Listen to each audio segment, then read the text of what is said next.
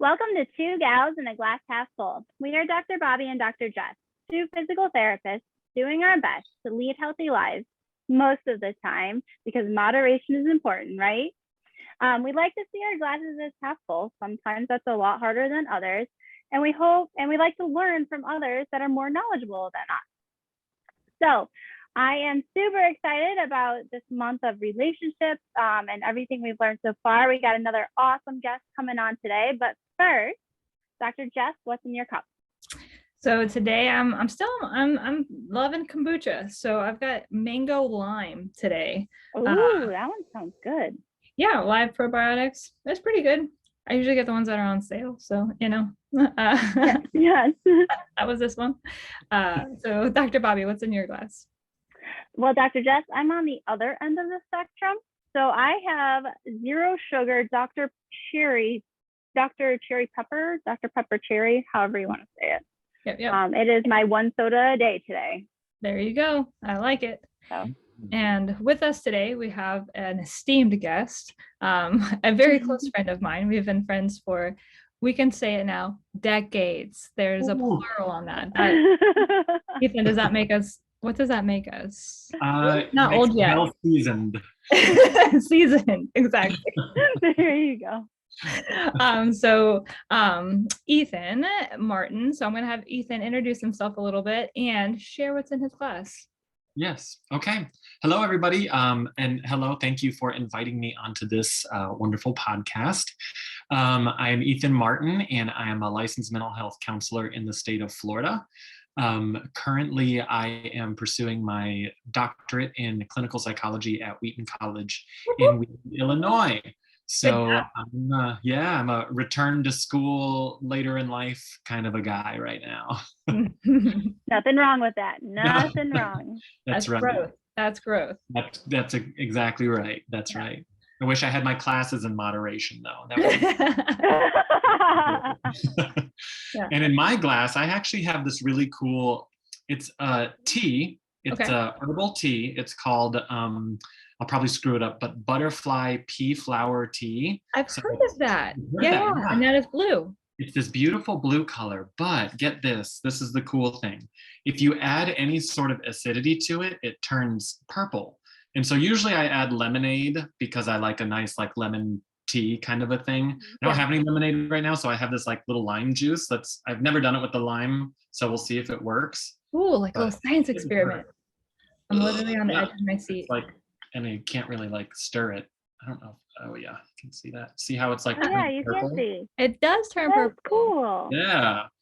So it is a fun little like science experiment, and you can just see it as it like turns purple all the way through. Mm-hmm. Yeah. It's really beautiful. I drink it more for the aesthetic than I do for the taste. Fun. But yeah, it's super fun. It's like, it nerds me out every time I do it. So see, now it's completely purple. Mm-hmm. Nice. Yeah. I had no idea. That's super cool. Learned something new today. Perfect. Ooh. And it's ooh, yummy. All right. So Ethan, tell us a little bit about your background, right? So you were in mental health counseling. Yes. And with that, I would say, would that help you with being able to like work with people a little bit on relationships, like friends and family, maybe? Yeah, absolutely. I mean, generally, when you think about mental health issues, and especially even diagnosing, most of the time diagnostic criteria include some sort of interpersonal impediment. And so when we think about treating individuals with mental health issues, there is almost always the idea of relationships that are affected. And so when you think about it in kind of from like maybe a more global perspective, when you're treating someone, you also should be considering how that treatment of them flows out to their community, whomever that might be within their community, their loved ones, the people that they're in relationship with, and how to improve those relationships in the midst of mental health struggles. Yeah, absolutely. I think when we're having this episode air, a lot of the reasons why we wanted to air this one during this period of time of the year is because we're getting a lot of people that are going to be interacting for the holidays. Mhm. And preparing yourself for some of those interactions, might be really, really fun and great and healthy and everything's joyful. And then other times, that it might not go that way, right? And I think sometimes if we have a better understanding of why things go well versus why things don't go well, Mhm. it kind of helps us prepare for entering into that situation with improved intention. At least that's, from my perspective, it's like, okay, what's my intention of entering into this space, knowing full well what I walked into the last time, so is that going to repeat again? But we have these obligations that sometimes we put ourselves into situations where it's like we feel like we're defeated before we even entered the room, Mhm. right? So it's like, well, what if we actually change that focus and we look at it from a different perspective? Yeah. So that's kind of, we're not trying to say all relationships are negative and holidays are horrible. No. Yeah. That is a time of the year where sometimes we are interacting in ways that we wouldn't have chosen to interact without this feeling of obligation is all, Yeah, Yeah. for sure. right? So how do our relationships with friends and family overall help us in our overall well-being, right? Just like in general, what's the positive to these relationships? Yeah. Well, I think that we're social creatures. Like humans we're just by nature social creatures. And so being in community, being in social reciprocal relationships with other human beings is just by its very essence going to be productive in many different ways. Of course, nobody is perfect, and so with that comes fallibilities and issues, and that can create that kind of tension that exists between people and potentially even conflict between people. But generally speaking, because we are so ingrained socially, I think that there's just this kind of natural high that we experience when there is positive social relationships with others. And there's even like, I'm sure you guys know, but the oxytocin is that kind of bonding hormone. Sometimes it's called a love hormone or whatever. You can call it what you want. But oxytocin actually increases that kind of good feeling within someone. And a lot of times oxytocin exists in relationships that are really close, where there's potentially like good, healthy physical touch. And it can really increase that overall satisfaction and sense of well-being. Mhm. Yeah, so physiologically, it's just healthy for us to interact, right? Yes. I mean, that's the thing. Yeah, I mean, in general, right? We develop societies and we develop households with families and friends, and Mhm. that's just us by nature, kind of Yeah. what we're doing as we, are designed to do, I guess. Mhm. And I believe the oxytocin you're talking about is like super important in like the birth of babies. And like that's why like one of the first things they do is try to put the baby on the mother, and to have that bonding through there. Yeah. Exactly. Yep. So I think that kind of goes into my next question, right? So you talk about oxytocin and the physical touch and stuff like that. And so when we talk about relationships, like how would we kind of you almost like define in some way the difference between a close friendship and an acquaintance? And Yeah. so like, and really recognizing those two can be helpful so that expectations are clear. And Yes. we don't get put too much of ourselves into something where it's not necessarily reciprocal. Sure. Sure. That's a really good question. And so in some kind of psychology, a lot of times when we're asked a question, we make a very vague answer. And so I apologize because that's how it's going to be right now. But it's kind of how you define it. You can define a close relationship or an associationship. I've heard that being called that before too. You can define that however you want. It's different for everybody. And I'll just kind of disclose a little bit about me. I'm an extrovert and I love people. And so like everybody to me is a potential friend. Like a new person, it's so easy for me to call someone a friend even after I've had just one conversation with them. And that's just my personality. But there are tons of people that are not like me. I've had people that I've known for years and they'd be like, oh, Ethan, oh, he's just an associate of mine. Like, I don't we don't really know each other. And to me, I'd be like, what do you mean? We go way back. Really good friends. And so that answer is kind of like, and it doesn't offend me when they say it that way, because I understand that that's like their personality, and my personality is just different. And so I think that kind of definition is different per person. But it's also really good to be communicated as well. A lot of people know that I'm friendly, and so they will know that I see people as friends really quickly and easily. Mm-hmm.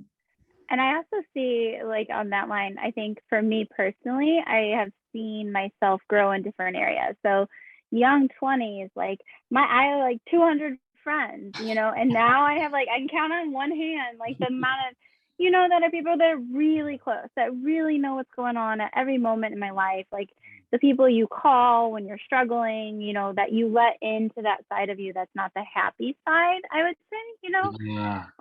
But as I feel like as I've gotten older, my acquaintances have gotten bigger, and my friends, quote unquote, like, they're friends, but those close knit people that are like the true friends have gotten like smaller and smaller and smaller. Yes. And it seems like I'm okay. I am okay with that. I still have a big social group, but my true friends are really small at this point in my life. Yeah, I love that, and that's how things work for you. That's great. Mm-hmm. I love that. Yeah. Well, I think that's where, as you grow with understanding yourself and what your needs are, Yeah. I think that's, and I do think that's somewhere where people can have that miscommunication a little bit easily. And like all of a sudden it feels like it's a one-sided relationship. And when really like it was never a two-way street, right? Like it was like, no, like just because we, I don't know, went on a run together, that doesn't mean that like I'm going to answer your call when you're frustrated, right? No. Like, oh, but I'm sorry, but to be fair, like that was never, like there's some people that it's like, no, like we just do this together and that's it, and that's all I'm interested in. And there's other people that are interested in actually growing in all the different phases of what life has to offer. And so I think just being respectful of what that other individual is looking for, and it not just being about like my intention, but like what is that other person's, what do they need? And the more that we just kind of meet each other then in the middle, then we don't need to have like any sort of big meltdowns and blowouts and Right. all that negative drama. That's opposite of oxytocin. Cortisol is going up, right? That stress response is going up, right? Yeah. So just unnecessary. That's all. Yeah.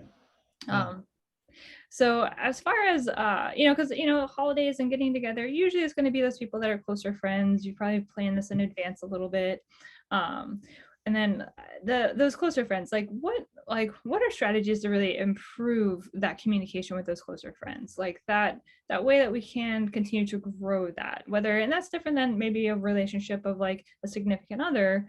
But a friend is a little bit is different, but really important. Mm-hmm. It's really important to maintain healthy friendships, I think. Yeah, that's good. And I would say, I think that there's a lot of the same strategies that you would probably use with a significant other, but you may not use it as intimately. There might be a depth to some of the strategies that you would use with a significant other that you may not use with friends. But yet there's still more of a depth of that communication than it might be with an acquaintance or even a perfect stranger. So there's definitely like there's quite a few strategies that are important. Number one, communication is absolutely key. So we have to start there, because there are a lot of people that under communicate. I rarely see people who over communicate, although that does happen. Yeah. And so I think that first of all, just kind of getting the foundation for how to communicate is like really instrumental in increasing those healthy relationships. And there are different things within communication that are incredibly integral to improving relationships within that kind of construct of communication. And some of those strategies would be active listening. that's just incredibly important. You know, nobody wants to talk to someone whose mind is somewhere else or is always trying to think of the next thing that they're trying to say. You know, you generally, your friends are people that are going to hear you and they're going to validate you and they're going to, you know, express some sort of empathy for what you're going through. And those types of things can really foster the growth of relationships and even improve relationships. So definitely active listening, and that really just means listening for what they're saying. It doesn't mean that you're, especially in conflict, a lot of times you're listening to rebut what they're going to say, but it's actually listening for the message behind what they're trying to say, and even communicating that back. You know, you'll hear a lot of us therapists be like, so what I hear you saying is, because we're trying to employ this active listening technique that's saying, I want to hear you in what you're saying right now. And this is what I'm interpreting from what you're saying right now. And let me know if what I'm interpreting is accurate, because I want to make sure we're on the same page as we're communicating. And so that's what active listening is, and that's what that's called. It's not me trying to figure out, like, oh, as a therapist, like, oh, now just let me get a solution to what they're going through, because they just might want to be in that process without a solution, and we have to be okay with that. So that's one technique, active listening. Another one is using I statements. And this is, again, a lot of these are better, more employable when there's conflict. You can certainly use them without. It's good to practice them without conflict, but these are things that generally help reduce conflict when conflict occurs. And I statements just means you're saying, I feel, I think, I experience. You're using language that doesn't put upon the other person something that's not due the other person. So we are responsible for our own thoughts and our own emotions, and it's taking responsibility for that. So instead of saying, like, you just made me angry, you can say something like, I feel angry because of what just happened. And that way, what that does is it doesn't make them defensive, because you're not putting it on them. You're not blame shifting onto them. And it puts the responsibility on you. So there's this kind of like shared understanding of who's responsible for what emotions and what thoughts in that kind of communication pattern. And again, that lowers those defensive walls that someone else might have in the communication. And so a lot of times when I'm teaching communication to my clients, we actually go back and forth practicing I statements, because that's super key. It's like working it out. You got to work it out like a muscle, you know, because when you're hot and bothered and you're enraged, you're like, you did this and you did that. And you just want to put you language in there. And it's so important to like reframe and reshift your communication to take responsibility and to, you know, give credit where credit is due. And I like the idea of using the I statements when you're in a good place as well. Yes. It's that practice, just like mindfulness, just like meditation, just like anything else. Yeah. When you practice, when you're in a happy place or a good mindset, it just becomes easier. There's times where, like, if I'm frustrated, I'll have to say, I feel like you are a jerk right now. Now, you got the I language, but also the you language. Right? I was like, wait. Yeah. That counts. I started with an I statement. So to be fair, I think that's still meeting me halfway. That's awesome. That's awesome, Jess. So funny. Yeah. Don't do that. That's bad. Yeah, we would definitely work on that some more. That's what. Maybe we'll talk later. That's right. Oh, I feel like for me, the I statements is the easy part, because I think for me, I've really worked on that for a long time now. When I was doing like a direct sales, when I was in sales, like I really worked on my communication and how I tried to express those things.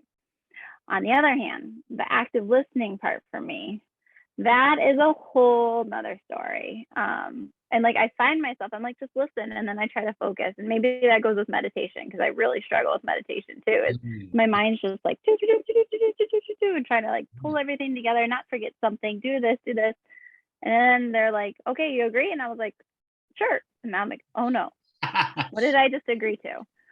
Or, you know, like you ask a question and then they answer you and then you realize you don't know what they answered. I do that in PT sometimes a lot. Like I'll ask the patient, do you want this? And they'll be like, oh, they'll answer me. And then I'm like, I am so sorry. I know I just asked you this, but. I think that's a really good technique too, just because again, you're taking responsibility, like apologize and say, I apologize. Can you repeat that?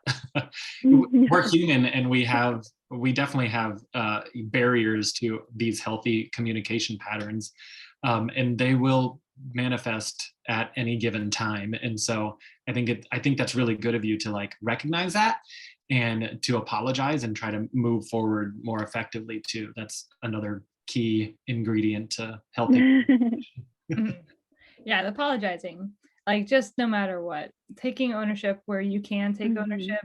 Yes. Is just like number one. I know that decreases my defensiveness right away. Yeah. Even if it's something as simple as like, you know, my son, he's 5, right? And the minute that he's like, he does something and I'm like, he knows not to do that. And he'll turn around and be like, Mama, I'm sorry. I know I wasn't supposed to do that. I'm like, oh yeah, okay, no big deal. Let's, you know, it's just like I'm immediately like, okay, he recognizes it, perfect, we can move on, as long as, you know.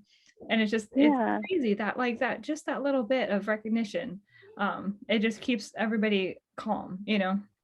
Yeah. So moving on from friends, so friends are great, right? Now, and we can choose our friends more or less, but let's move towards family. Right. Yeah, that one can be great, and sometimes it cannot be so great, you know. Now, as far as like our family relationships, and again, like it's super broad and super tough, but how, like with that development of like how you develop over time with family, like how does that really shape us, you know, that nature versus nurture type. And I know there's no consensus on this. It's like you're in a no-win situation, Ethan, for answering this question, essentially. I am recognizing that I'm putting you in that position. I am actually quite interested in your answer, though. Yeah, I mean that is a really tough one, especially as we're, you know, as we think about holidays, which are generally presented as very family oriented. And not everybody's family of origin or even family of choice is like super healthy. And in fact, probably most families, there are some dysfunctional aspects. So I would probably err on that side, is that most families have some sort of dysfunction. And so, yeah, I think the difficulty with families is that it's so many people with so many faults and failures, all trying to communicate and exist and relate in very meaningful ways with each other. And a lot of times those just get so misconstrued, and it can be messy and it can be dramatic. And it can really be hurtful. Most of the harm that is done with people is done by their families. And I think it's because there's this idea that family is your community, like that is your community. It's the community you were born into, it's the community you were raised in. And so there's not a lot of choice in that, because you're just born there. And I think the difficulty with not having the choice in a lot of things is saying that you have to deal with the mess, you have to deal with the dysfunction of the family, and you just have to exist as it has been since you were a kid. And so that's, I think, where a lot of the difficulty comes in relating with family, especially as holiday seasons come around. That's usually when you're dealing with family a little bit more. Yeah. And I think you can be like mixing families as well. So you might have, you know, especially if you're in the same area, so you might have, Mhm. like people that are married and now they've got their family, you've got your family. And so now it's like it's even more people in one space, and every personality type is probably in that room. Yeah. It can be pretty tough for sure. Mhm. So as far as like strategies, Yeah. let's say, like, because we know it happens, it exists, it happens Mhm. all the time. That's one of the number one things I hear in the clinic. And it's like, oh yeah, so for whether Thanksgiving, Christmas, New Year's gatherings, Mhm. all I don't normally hear it as much with the Friendsgiving. Most people aren't like, oh, Friendsgiving, They don't dread right? that. Yeah. No, right. uh there might be one player in Friendsgiving Right. that they're kind of dreading, but Yeah. it's not as much of the like, we're just gonna do it. We're Yeah. gonna, we're gonna get through Christmas. Yeah. We're gonna get through it. Okay. Okay. Uh-huh. But what if we had a better way than just surviving it, Yeah. Mhm. Yeah. right? Like, what if we could find ways that we could enter into it, and maybe something is even enjoyable. I Yeah. don't I don't Yeah. know. Maybe not. I don't know. I'm not there. Right. Yeah. In every situation, right? Yeah. So again, like, so what are some strategies that we can use to kind of break that down and better determine healthy versus unhealthy? So Mm. now we walk into this room and we know that this room is stressful because every time we're in this room, it's stressful. But Mhm. what if we just learn strategies for like finding what the healthy parts and maybe going towards that? And then what are strategies then we can then say, okay, this is the unhealthy for me, Mhm. unhealthy, Mhm. and then strategies for that, right? So Yeah. just one, we got to recognize, and then two, determine strategies for unhealthy. Yeah. And to tag on to that, are those strategies different if Mhm. like you're communicating with your parents? So now we're all adults, and that relationship with your parents has changed versus, siblings or cousins. Like, are there any strategies that may be different in that way too? Yeah, because you can't just wrestle it away anymore. Right. You could try, Or you can't. Yeah. Just Yeah. break some limbs, Oh, yeah. So this is incredibly difficult, and it's actually gonna be different for everybody because it all depends on the situation and temperaments and personalities of people. And so what, like, for instance, like what might work for me might be horrible for both of you to employ Mhm. as particular strategies. yeah. So I would say, like, foundationally, like what do we need to do first when you're entering into those situations? I think going in with a level of understanding, which might include empathy and care, will really kind of create a level playing field. So what I mean by that is understanding that every environment has its own dynamic. And so when you're entering into this family atmosphere, this family environment, it's going to have a dynamic. And that dynamic is going to be unique to who is there and who's involved. And kind of just being maybe even like an active observer of the dynamic before even being like a participant in it might be a good strategy to really cueing yourself for healthier interactions with people in potentially stressful situations, because you can then try to figure out what is your role in this dynamic. How do I fit in? How do I like work things out? um, so that's and then approaching it with empathy and care, just recognizing that everybody, people who generally say hurtful things or do hurtful things are somehow hurting. And so even as a therapist, lots of things have been placed on me as a therapist, and I have to recognize that they're just doing things out of their own hurt. They're not, it's not actually me that's doing anything. They're hurt. They're saying something against me Mhm. out of their hurt. Right. And so recognizing that doesn't make it a healthier situation, but it helps me react to it in a healthier manner. Right.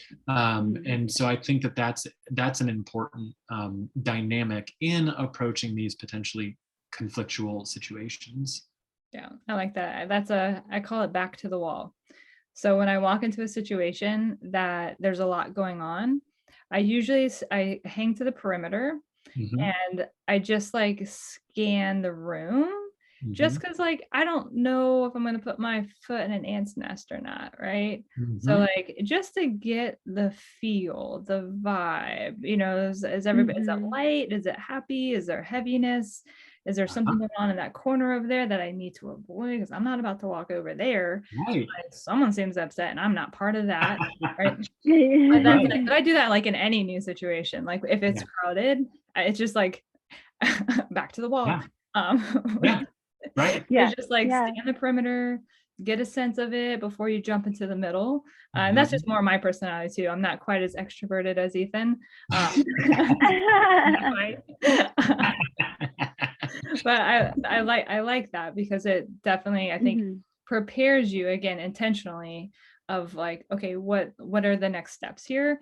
Yeah. And just to keep yourself protected, you know, Mhm.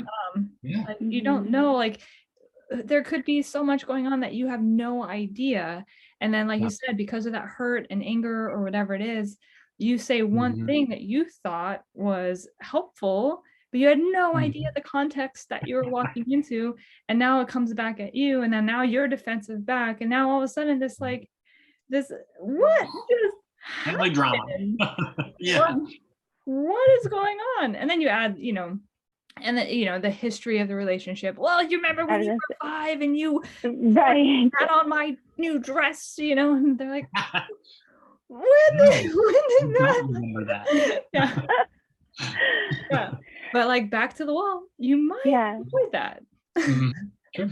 Yeah. I, I'm about to say this, and I will fully admit before I say it that when it comes to my immediate family, so my mom, my dad, my brother, I am not good at this. Everyone else, I am great. I like really try hard, but when it comes to those three people, it is Yeah. like I'm like, Yeah. I gotta end right now. But what I always try to do is like when I hear something or I'm walking into a situation or I'm upset about something that someone did, someone said, everything, like I take a deep breath and I don't want to put my foot in my mouth. Mhm. Like, like even when it comes to a patient, coworker, anything, like I sit back and I'm like, what could be anything else to explain why this happened? Yeah. And I like make myself like run through a mental list. And it's all done pretty quickly, but it's like, okay, don't just aim back at them. Like, ask questions. Yeah. Like, oh, what happened? You're running late today. Why? Like, oh, you forgot the casserole. What's going on? Like, just those questions of like, give them the opportunity to tell you what's going on because they probably didn't forget the casserole on purpose. Exactly. Yeah. Exactly. Yeah.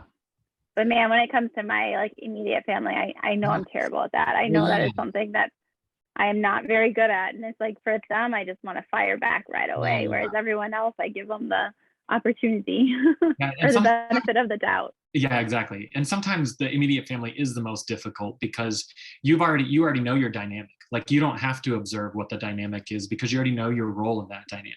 Yeah. And so you kind of just enter into those situations with guns ablazing because you know what you're going to do, you know what you're going to say, you know how your brother acts, your sister acts, you know how your mom acts, your dad acts, like you know it all already. It's not Yeah. new. So those situations you would probably approach a little bit differently than maybe that active observer. You would just jump right in with them as opposed to like standing back because then they'd be like, why are you so quiet, why are you Right. right? So yeah, those situations would be different, for sure. Yeah. So let's say we're in that room, right? So we did stand back. We know the relationships that are healthier, because like those are always happy. I mean, they're just easy. But now we recognize like the last 3 times we've gotten together and these individuals are here, I always end up getting my feelings hurt. And so I'm in the room. So I'm Hmm. there, I see them, I'm Hmm. already emotionally getting charged because it's like I'm ready for the attack. Yeah. So what's a strategy for that, right? Because we all are going to be in that room, in that situation at some point in time because there was a negative experience in the past. Yeah, for sure. I think so. First of all, I'll kind of back up a little bit to get before that. I think when you're going into a situation, whether it's like a dynamic you already know or one that you need to like figure out as you're going in, I think it's always good to have the element of choice. Because with family, you don't get to choose your family, and so you're not necessarily choosing this atmosphere for yourself. And so maybe a good idea would be to write down a list of things that, like, in those situations you can control, because control is a huge factor in how we maintain our emotional stance. You know, we can get defensive if we feel like things are out of control. Right. And we probably will get defensive if we feel like things are out of control. Mhm. So I think making a list of things that you can control in that situation, like, what can I control? I control my mouth, you know, I can control what I say. I can control what I think. I can control what I feel. I can control where I go. I can, you know, I can escape to a bedroom or something. Right. I can control my amount of involvement. Like, you can make a list of things that you can control, so that way it kind of preps you for entering into those situations where you might get that control kind of taken away from you. Mhm. And then if you're approaching a situation like that, I love open communication. So my particular idea would be to pull that person aside. You don't want to confront somebody in public, because that's kind of humiliating, and defensiveness will just happen. Yeah. So pull that person aside and just be honest, using that eye language, using, you know, these healthy communication patterns that hopefully we have gone over by this point, and try to use that to convey what you're feeling and how that relationship has been negatively impacted by whatever is happening, by the dynamic that is existing between you two, and try to come to some sort of like compromise for how both parties can feel like they're winning something out of this particular situation. And so I would probably try that approach first. That's just kind of me. I am also a tad bit, I'm pretty assertive, and so, like, I don't mind confrontation in an assertive way. So that would be my approach, but I know that not everybody is like that. So I think, yeah, which is okay. And I think, like, getting it to the side and role playing this in advance, I think can be helpful as well. We do, especially with my son, we do that a good bit, just with like going into school and he's not as assertive, and it, you know, just like, what would you say in this situation? Or, well, like something that has happened, we'll like go back and try and do it again. Because I know for me, like, I didn't do that. And then there's so many times where I'm like, oh, I'm so frustrated or whatever it might be, but I come home and say it, but I won't say it like somebody needs to hear it. Yeah. You gotta say it to the right people. And that's sometimes the hard part. Right. And practice in a safe environment, and then it gets better and easier. It does. Yeah. Awesome. Well, not that we want to say holidays are stressful, but we did want to do this episode just to bring out and say, let's name it in advance. Let's name the elephant in the room and say, if there is something that is going to be stressful, how can we reframe that, turn it around, and maybe have a better experience? Yeah. So Ethan, thank you so much for coming on. We really thank you. Anybody that's listening, you know, follow Ethan a little bit. We'll have some posts about him, and follow us on Instagram, Facebook, YouTube. I think that's about it, right? Say subscribe. Yeah, say subscribe. Yeah, that way you get updated when the new episodes come out. All right, everybody. Happy holidays. Happy holidays.